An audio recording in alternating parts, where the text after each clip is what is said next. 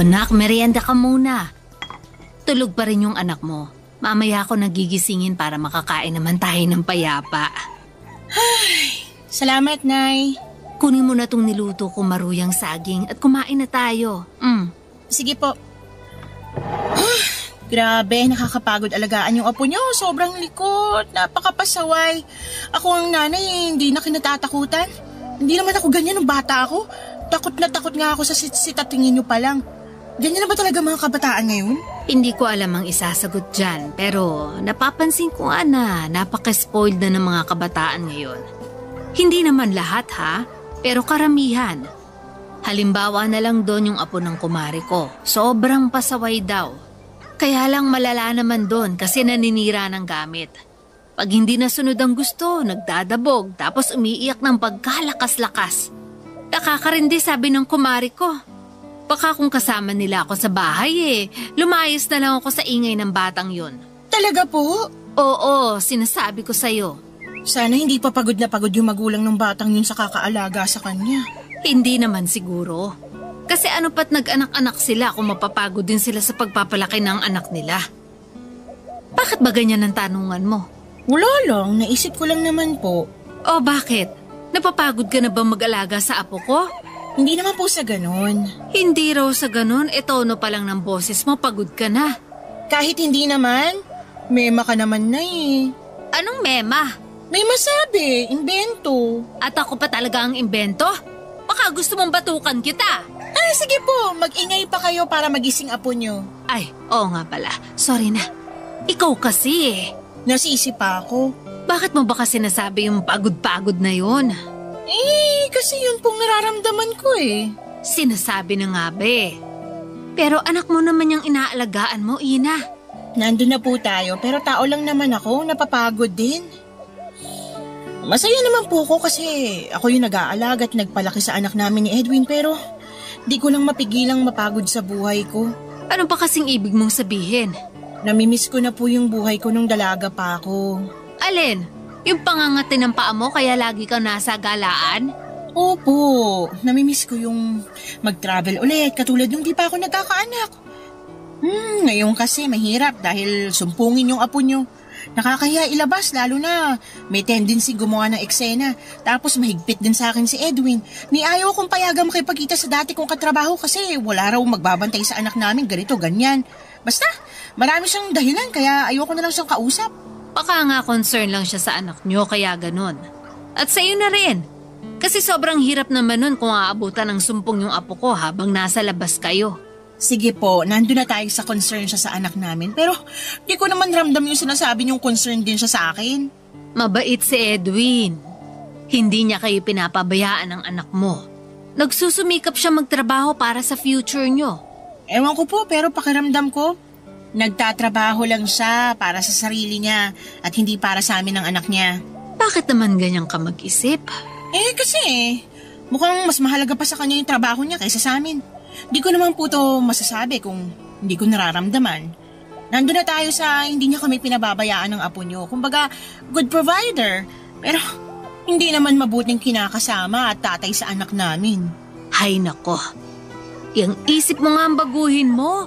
Hindi tama na ganyan ka mag-isip sa kinakasama mo. Nagsisikap yung tao para rin naman sa inyong dalawa. Kung tutuusin swerte ka na kay Edwin kasi maraming babae yung naghahanap ng katulad niyang good provider. Kaya kung ako sa'yo, hindi na ako magrereklamo. Tsaka kung nung dalaga ka nagagawa mo yung mga gusto mo, pues hindi na ngayon kasi may anak ka na. Yung anak niyo ni Edwin ang unahin mong isipin kaysa sa sarili mo. Papa Dudut, ganon ba talaga maging nanay? Kasi kung oo, nakakapagod din pala kahit masaya ka naman na naaalagaan mo ang anak mo. At alam ko rin namang maswerte na ako kay Edwin dahil good provider siya sa amin. Tulad ng sinasabi ng nanay ko.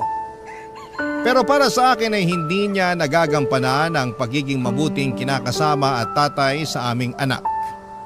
Madalas ay busy siya sa trabaho at wala nang panahon sa aming mag-ina. Minsan nga feeling ko ay hindi na siya kilala ng anak namin. Pero tiniis ko yon at hindi na lamang nagreklamo dahil susumbatan na naman ako ng nanay ko. Papa Dudut, mga kabarangay, habang tumatagal ay aminado kong nasagad na lamang ako at nawala ng amor lalo na sa relasyon namin. Dagdagan pa ng matinding pagkamiss ko sa buhay ko noong dalaga pa ako. Ang hirap din kasi na mula sa pagiging gala nagstambay na lamang ako sa bahay dahil nabuntis ako at kinailangan kong alagaan ang anak namin ni Edwin.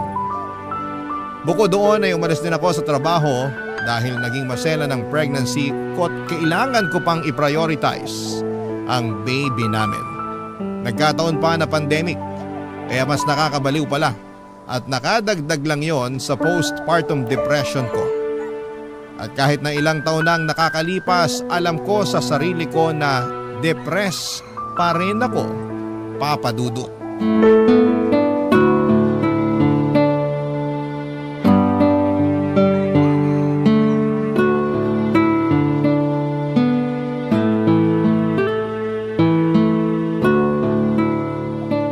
Bakit hindi mo yata ginagalaw yung pagkain mo? Wala akong gana. Wala kang gana? Ikaw naman nagluto niyang ulam natin. Hindi ko naman paborito yung ulam. Ikaw lang naman nag-request niyan kaya niluto ko. Pambira. Ano na lang uulamin mo kung ayaw mo niyan? Hindi na lang ako kakain. Diba? Sabi ko nga wala akong gana eh. May sakit ka ba? Wala. Ayos lang ako. Hindi ka ayos. Kasi kasasabi mo lang na wala kang gana kahit wala ka namang sakit. Pag sinabi ko naman sa'yo yung totoong dahilan, baka hindi ka lang din makinig katulad ng dati. Ano ba kasi yon? Gusto kong lumabas para makipagkita sa mga dati kong katrabaho. Nabuburyong na ako rito sa bahay natin kakaalaga sa anak mo. Kung makaalis man kami, kinananay lang din ako nakakapunta. Bakit? Sawa ka na rin sa bahay ng nanay mo? Hindi naman, pero syempre iba pa rin kung makakasama ko yung mga dati kong katrabaho. Bakit ba kasi atat na atat ka lagi makalabas kasama nila? At bakit ba kasi pinagbabawalan mo ko? Hindi mo naman ako preso rito sa pamamahay na to. Ganyan bang tingin mo sa sarili mo? Oo, kasi hindi mo ko pinapayagang sumama sa mga dati kong katrabaho o kaibigan. Alam mo naman yung rason kung bakit, di ba? Alin? Yung anak natin? Walang magbabantay sa anak natin, kesyo ayaw mo namang ipagkatiwala sa iba kaya ako na lang dapat talaga magbantay sa kanya? Oo. At isa pa, responsibilidad mo yon bilang nanay. Pwes nakakapagod na maging nanay sa anak mo. Anong sinabi mo? Napapagod na ako, Edwin. Pagod na ako. Ang gusto ko lang naman lumabas kasama mga kaibigan ko. Bakit hindi mo pa mabigay-bigay sa akin yun? Kung dati, gets ko yung rason mo kasi pandemic, tsaka maliit pa naman yung anak natin. Pero ngayon, hindi naman na. Kung tutuusin, pwede ko na nga iwanan yung anak natin sa nanay ko. Para ano? Para makalabas ka kasama mga kaibigan mo na sa pagkakaalam ko, single pa at wala pang mga anak na tulad mo. Ano namang masama doon? Masama kasi sila wala pang responsibilidad pero ikaw meron na. Kaya nga dapat mas priority mo yung anak natin kesa sa kanila. Ewan ko sa'yo. Sinasabi ko na nga ba hindi mo rin ako maiintindihan eh. Huwag mo namang sabihin yan. Paano hindi ko to masasabi ikaw nga wala ka rin panahon sa amin ng anak mo dahil sa pesting trabaho mong yan. Kapakanan nyo lang iniisip ko. Nagtatrabaho ako para sa inyo. Ay nako, sinabi mo na rin yan noon eh at naniwala naman ako. Pero habang nakikita ko sa mga picture mo sa Facebook kung gaano ka kasaya habang lumalabas kasama mga katrabaho mo, mas lalo akong naaawa sa sarili ko kasi bakit ako? Hindi ko pwedeng gawin yun. Bakit ikaw lang? Sige nga, ang unfair mo. Ina naman. Kahit ano pang sabihin mo, unfair ka. Ikaw lang yung nagpapakasaya kasama mga katrabaho at kaibigan mo. Tapos ako, nagpapakahirap sa pag-aalaga ng anak natin. Kaya nga anak natin, hindi anak ko lang. O sige, papayagan na kitang lumabas para makipagkita sa mga kaibigan mo. Pero may kondisyon. Ano yun? Isama mo yung anak natin. Kasi alam ko hindi kakayanin ng mama mo yung kakulitan niya. Baka sumpungin lang yun ng high blood. Mahirap na. Papa Dudut, thankful naman ako nang payagan ako ni Edwin na sumama sa labas ng mga dati kong kaopisina. Pero hindi ako masyadong nag-enjoy dahil kasama ko ang anak namin. Nag-tantrums kasi ito doon kaya naman naabala rin ang iba ko pang mga kasama. Sa sobrang hiya ko ay nagsabi na ako na uuwi na lamang kami. At yun nga ang ginawa namin. Pagdating sa bahay, himalang tumigil sa pag-iyak ang anak ko at nakatulog na. Pero ako ay nanatiling gising habang masama ang loob. Nabitin kasi ako sa paglabas namin at hindi nag-enjoy. Kaya nga mas lalong tumindi yung damdamin ko na tinanggalan ako ng kalayaan ni Edwin simula nang magkaanak kami. Lagi niyang pinamumukha sa akin na ang mga nanay ay nasa bahay lamang para mag-alaga ng anak. Ikinokompara niya ang mami niya sa akin at sa nanay ko na stay-at-home wife. Pero never niyang pinakikinggan ng mabuti ang pangangailangan ko. Don't get me wrong, Papa Dudut. Masaya naman ako sa pagiging nanay pero pakiramdam ko ay napapabayaan ko na ang sarili ko. Barangay Love Stories. Barangay Love Stories.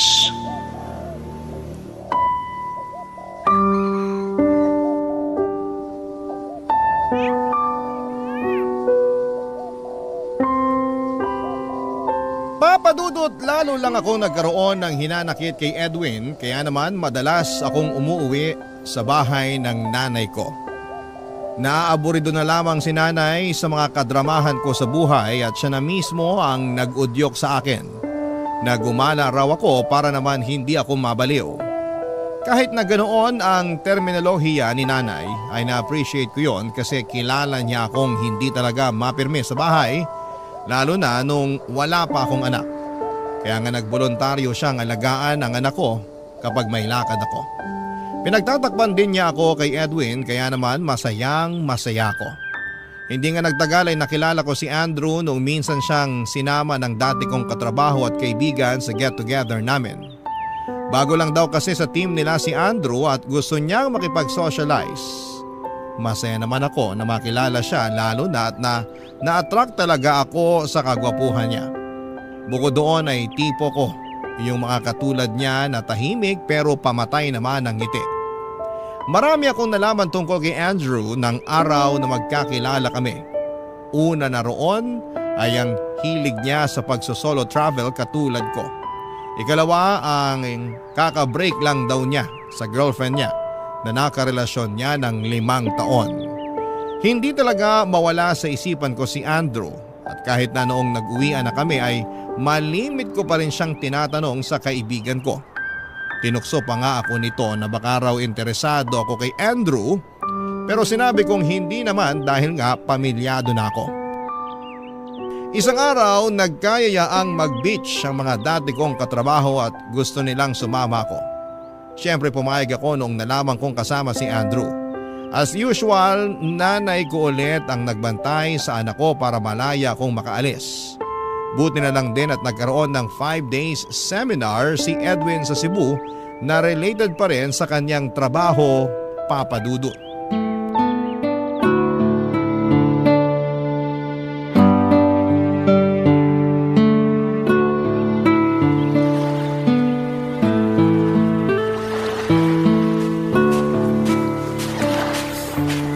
Hi, Andrew. Hello. Ba't naman nag-iisa ka rito? Ano yan? Nagmumuni-muni ka? Ganun na nga. Ang relaxing din kasi ng mga alon. Tapos sakto, malapit na mag-sunset. Oo nga no.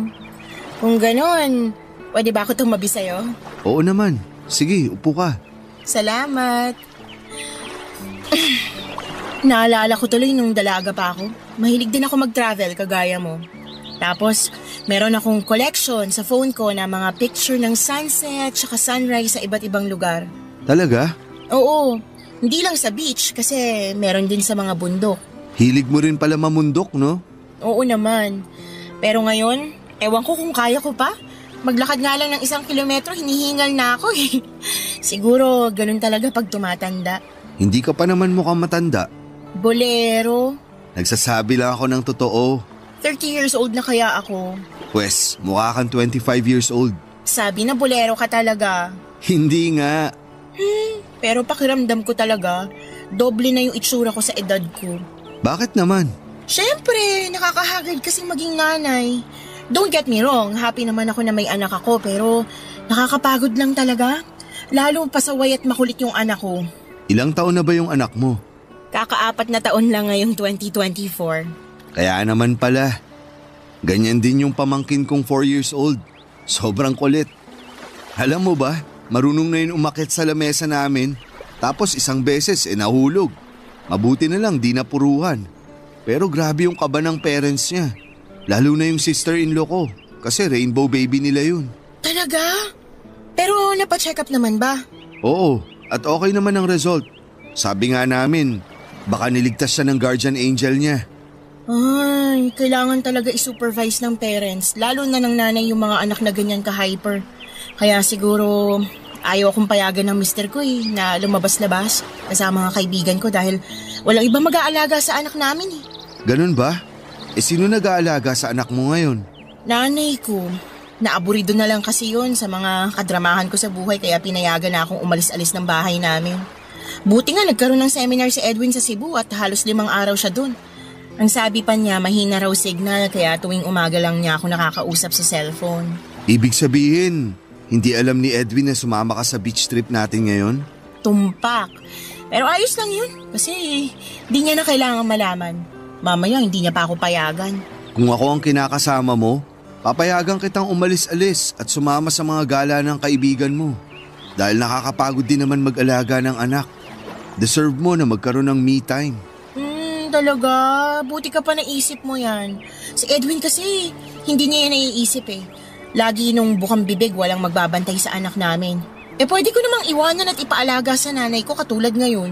Siya lang yung OA masyado na akala mo talaga may time sa amin ng anak niya pag nasa bahay.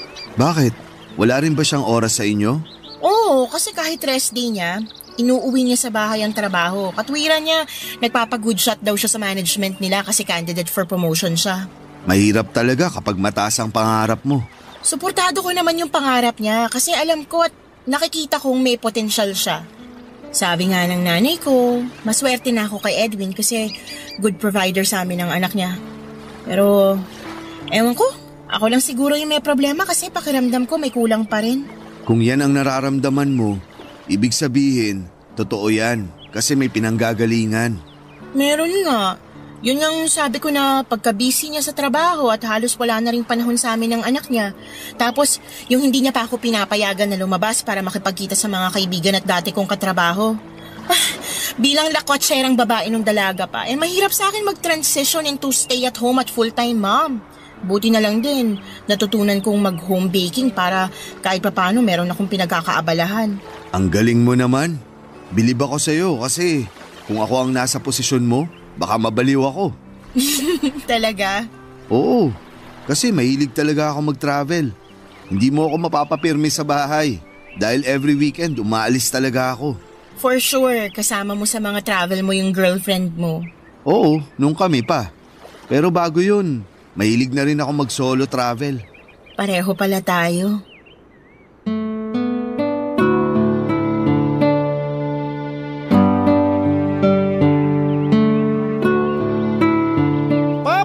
Sobrang saya ko dahil sa kwentuhan namin yon ni Andrew. Pakiramdam ko ay nakilala ko siya ng husto. At yun na nga Papa Dudut ang naging daan para unti-unti kaming maging panatag sa isa't isa. 2 araw at 1 gabi lang ang beach trip namin. Mabuti na lang dahil busy pa rin sa trabaho ang kinakasama ko. Kaya wala talaga siyang ideya kung nasaan ako. Kung tumatawag man siya, saglit lang at madalas ay anak lang namin ang kinukumusta niya. Kung noon ay nasasaktan ako dahil pakiramdam ko ay wala siyang pakialam sa akin, nawala na ang lahat ng pangungulila ko sa kanya noong nakilala ko si Andrew. Hindi nagtagal ay tuluyan ang naging palagay ang loob namin ni Andrew sa isa't isa. Nagkapalitan na rin kami ng numero at madalas kaming nag-uusap sa text. Pinapayuhan ko siya kung paano mabilis na makakapag-move on sa ex-girlfriend niya, lalo na't nabanggit niya rin sa akin na nasasaktan pa raw siya sa breakup nila. In-encourage ko rin siya na mag-travel lalo na para malibang siya. May mga pagkakataon na sinasama niya ako. Bali kaming 2 lang pero bihira lang naman yon. Dahil nga baka makahalata na si Edwin. Pero may isang beses na nag-out of town ulit ang kinakasama ko ay sinamantala ko ang pagkakataon na sumama kay Andrew sa 2 days hike niya sa Mount Pulag. Doon ay mas lalo kaming na-develop sa isa't isa. At habang nasa transient house ay may nangyari na nga sa aming 2. Pero dahil alam niya na pamilyado na akong tao ay sinasabihan niya ako na kalimutan na lang namin yung bagay na ginawa namin. Siyempre nasaktan ako pero alam ko na tama naman siya. Kaya nga pagkatapos ng hiking namin na yon ay hindi na namin pinag-usapan ang nangyari. Napansin ko rin na dumalang ang pakikipag-text niya sa akin pero inisip ko lang na baka busy siya sa trabaho. Mabilis na lumipas ang 2 linggo. May napansin ako sa sarili ko. Bagay na nagdulot sa akin ng matinding kaba, Papa Dudut.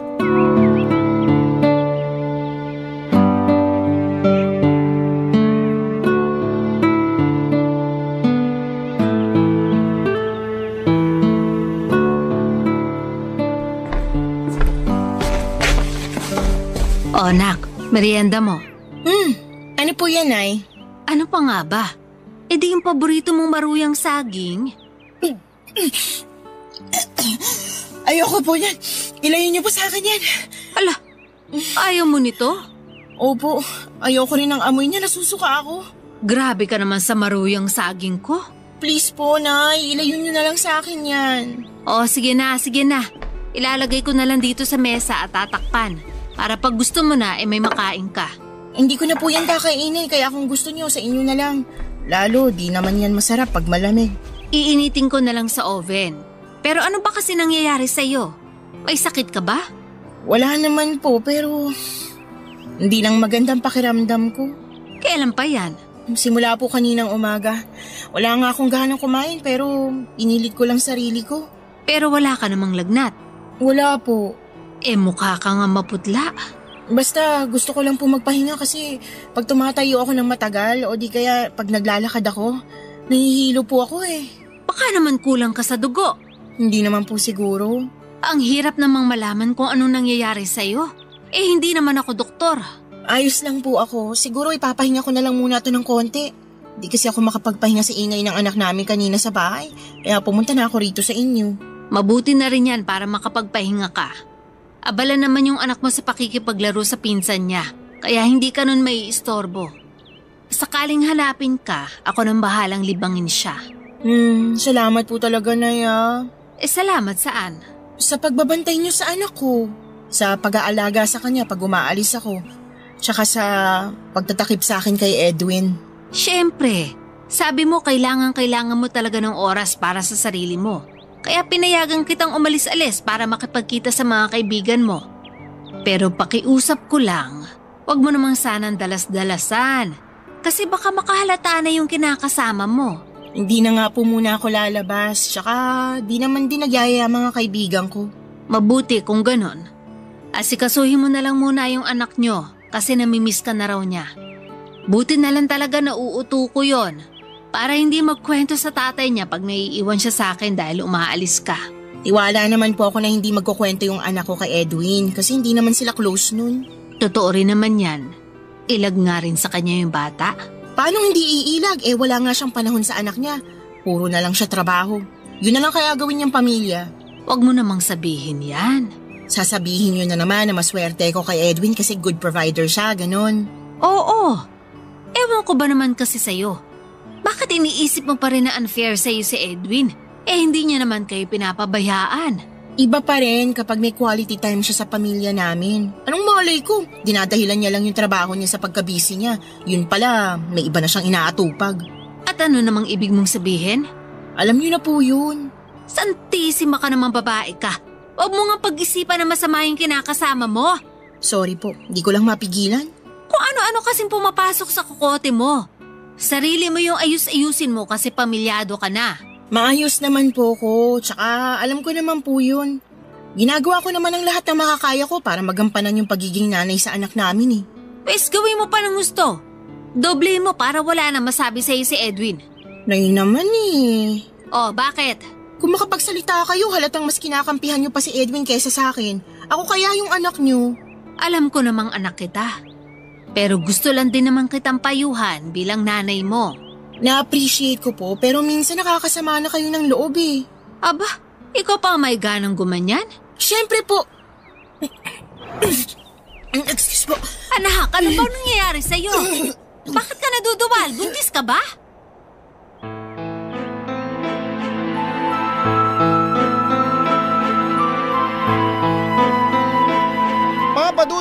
denial pa ako na baka tama nga si nanay tungkol sa pagbubuntis ko. Ayoko pa kasi ulit magkaanak at siguradong mananagot ako kay Edwin kapag nalaman niya ang mga pinaggagawa ko. Madadamay pa si nanay dahil kinukonsenti niya ang mga pag-alis ko. Pero wala naman siyang ideya na may nakilala na pala akong iba at may nangyari pa sa amin. Kaya nga nilimitehan ko po, Papa Dudut, ang pag-alis-alis ko dahil baka makahalata na itong si Edwin. Dahil nga in denial pa ako ay inisip ko na baka may sakit lamang ako, kaya nahihilo ako at naduduwan. Pero nung nagkalakas ako ng loob na mag-pregnancy test, nalaman ko na positive ang resulta. Buntis nga ako at sigurado akong si Andrew ang ama, Papa Dudut. Gulong-gulo ang isipan ko ng mga panahong yon. Naiyak na lamang ako dahil sa takot at frustration nang malaman ko ang kinahinatnan ng paglalaro namin ng apoy. Sinisisi ko rin ang sarili ko dahil nagpadalos-dalos ako ng mga desisyon, kaya sinisingil na ako ng tadhana bilang kabayaran sa mga nagawa kong kasalanan, sa mga nagawa kong kapusukan, Papa Dudut. Barangay Love Stories. Barangay Love Stories. Papa Dudut, alam kong hindi ko maitatago habang buhay ang ipinagbubuntis ko. Kaya naman nag-isip ako ng paraan kung paano ko sosolusyonan ang problema ko. Doon ko na nga naisip na bakit ako lang mag-isa ang namumroblema samantalang dalawa kami ni Andrew na gumawa ng batang dinadala ko. Nag-decide ako na ipaalam sa kanya ang sitwasyon ko at umaasa ako na tutulungan niya akong mag-isip ng plano kung paano malulusutan ang pagbubuntis ko. Pero bigla na lang naglaho na parang bula itong si Andrew. Dahil hindi na siya nag-reply sa mga chat at text ko, tinanong ko na siya sa kaibigan ko na katrabaho niya. Doon ko napag-alaman na nag-resign na pala si Andrew sa pinagtatrabahuhan nila. Ayon pa nga sa chismis, may magandang offer daw ito sa abroad na matagal nang hinihintay. At nung sa wakas ay nabigyan na siya ng pagkakataon ay agad-agad siyang umalis sa pinagtatrabahuhan niya. Ganon na lamang ang kaba ko kasi aalis na si Andrew ng bansa, samantalang kailangan niya pang malaman ang pagbubuntis ko. Mabuti na lang at sinabi sa akin ng kaibigan ko kung saan siya nakatira dahil kako may importante lamang akong sasabihin sa kanya. At agad-agad ko na nga siyang pinuntahan sa apartment na nirerentahan niya, Papa Dudut.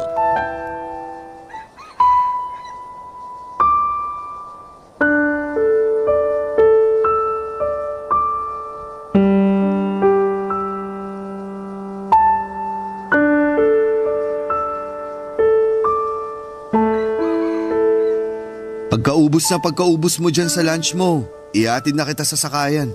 Andrew naman, wag mo naman akong paalisin agad. Ano pa bang gagawin mo rito sa apartment ko? Kita mong nag-iimpake na ako ng mga gamit ko kasi malapit na yung flight ko. Yun nga ang rason kaya kita pinuntahan dito eh. Nataranta ako nung nalaman kong nag-resign ka na raw sa trabaho nyo. Mas lalo lang nadagdagan yung takot ko na baka hindi kita maabutan pag umalis ka na. At bakit? Ano bang kailangan mo sa akin? Malaki kasi may kailangan kang malaman. Ano ba yun? Pero pwede bang huminahon ka muna? Sa tono mo kasi parang naiirita ka na. Hindi lang ako naiirita. Naiinip din ako kasi ang dami mong ligoy. Bakit ba hindi mo na lang sabihin yung rason kung bakit ka pumunta rito sa apartment ko? Para matapos na. Buntis ako. At ikaw ang ama, Andrew. Ano ka mo? Sabi ko buntis ako. At ikaw ang ama. Imposible yan. Nagsisinungaling ka lang. Hindi ako nagsisinungaling. Ba't naman ako magsisinungaling? May nangyari sa atin, di ba? Sinabi kong kalimutan mo na yan eh. Paano ko makakalimutan? Nagbunga nga ng baby yung nangyari sa atin. Hindi ako naniniwala sa'yo. Nagsisinungaling ka lang. Hindi ako sinungaling. Ayaw mo maniwala ah. Teka, may kukunin lang ako sa bag ko.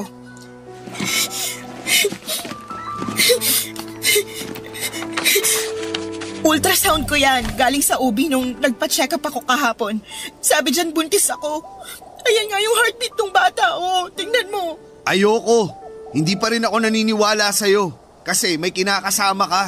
Malay ko ba kung anak nyo pala ni Edwin? Tapos gusto mo lang ipakargo sa akin. At bakit ko naman gagawin yun sakaling sa amin nga ni Edwin ang bata? Kasi may gusto ka sa akin. Ano? Akala mo siguro tanga ako para di ko maalata na gusto mo ko, no? Kaya nga nung nasa bundok tayo, kung makalingkis ka sa akin, wagas. Tapos nalaman ko rin sa kaibigan mo na katrabaho ko na marami ka raw inaalam sa kanya tungkol sa akin. Kaya doon ko nasabi na gusto mo nga ako. Ano naman kung totoo may gusto ako sa'yo? Sa mas naramdaman ko yung concern mo sa akin kaysa sa kinakasama ko Mas ikaw pa nga yung nakakausap ko ng madalas kaysa sa kanya. Pero hindi pa rin sapat na dahilan yun para ipaakaw mo yung anak niyo sa akin. Hindi niya anak tong dinadala ko, anak natin to. Paano nga ako makakasiguro? Kasi wala namang nangyayari sa amin Matagal na simula nung huling beses na pumayag akong galawin niya ako. Ikaw lang yung nakagalaw sa akin kaya alam ko, tiwala ako na ikaw ang ama ng baby na nasa tiyan ko. Pero ayoko pang magkaanak, Ina. Hindi pa ako handang maging ama. Ano sinabi mo? Ayoko pa. Lalo ngayon na may opportunity ako na makapag-abroad. Saka isipin mo nga, pag nagkaanak na tayo, paano na ako makakapag-travel? Ayoko matulad sa'yo na hindi na nakakaalis. Kasi natenga na lang sa pag-aalaga ng anak. Ang sama mo! Napakasama mo! Tawagin mo na akong masama kung gusto mo. Pero sana irespeto mo yung desisyon ko. Isa pa, alam mo na posibleng magalit sa'yo ng gusto si Edwin pag nalaman niya ang totoo. Kaya nasa sa'yo kung hahayaan mong masira ang pamilya niyo kapag pinangatawanan mo ang pagbubuntis mong yan. O habang maaga pa, ipalaglag mo na yung batang dinadala mo. Papa Dudut, hindi ko inaasahan na ganon ang magiging reaksyon ni Andrew matapos niyang malaman na buntis ako sa anak namin. Ang sakit-sakit marinig na mga sinabi niya kung paanong hindi niya matatanggap ang bata at ang masahol pa ay nung sinabi niyang may choice naman akong ipalaglag ang baby namin kung ayaw kong masira ang pamilya namin ni Edwin.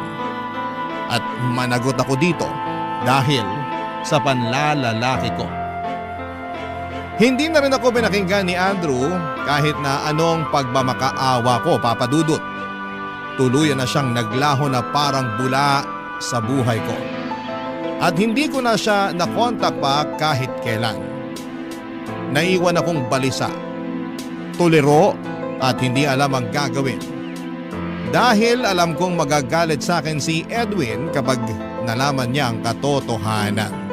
At mas lalo lang nadagdagan ang dinadala kong problema ng isang araw ay may ginawa ang kinakasama ko na hindi ko lubos na inaasahan.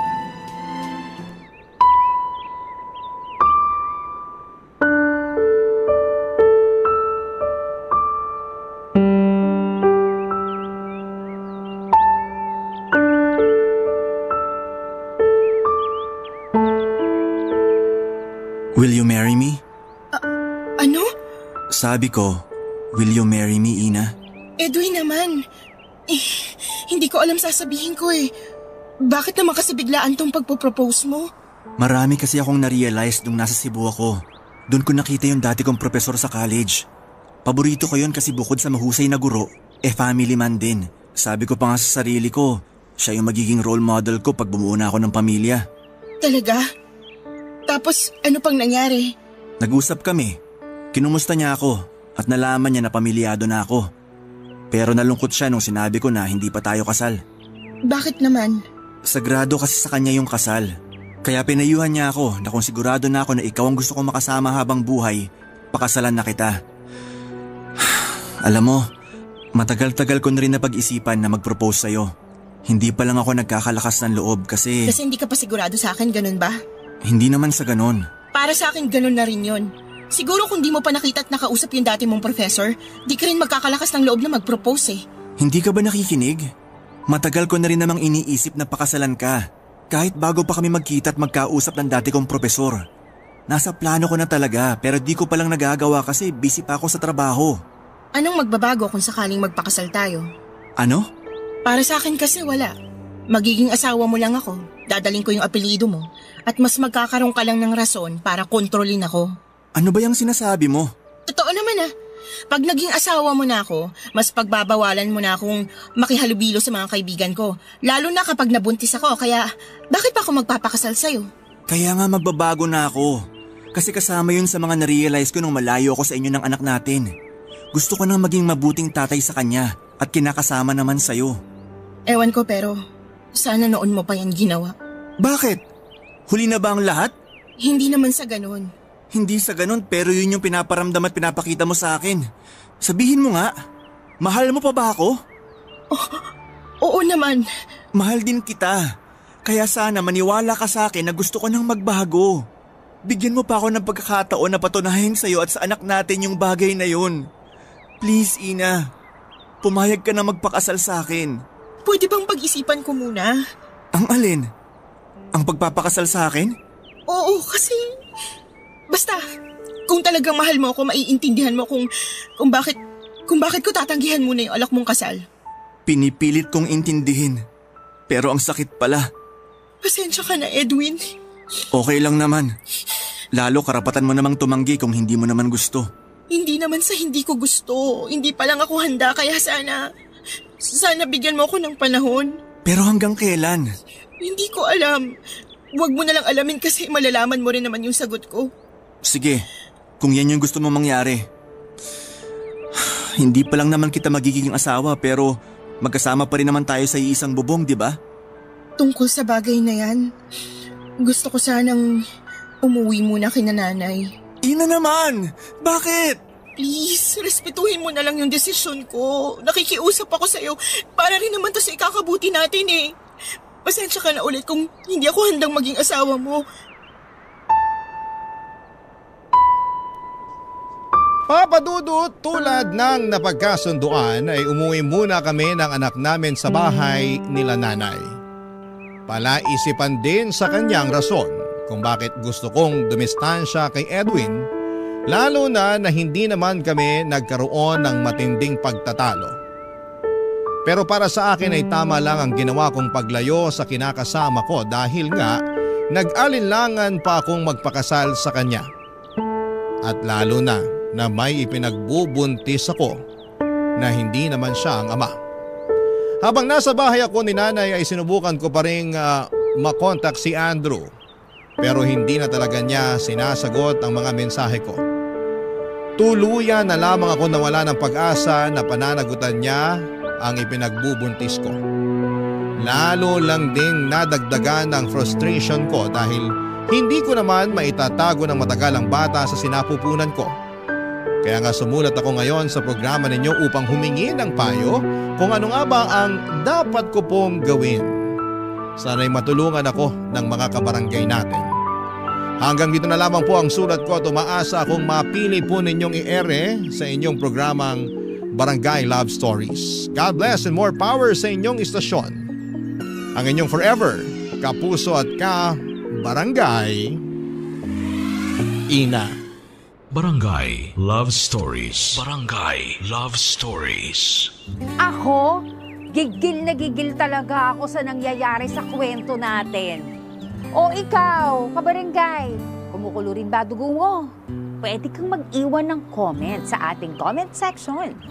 Nagustuhan ng iyong napakinggan? Ituloy yan via live stream sa www.gmanetwork.com/radio. Barangay LS 97.1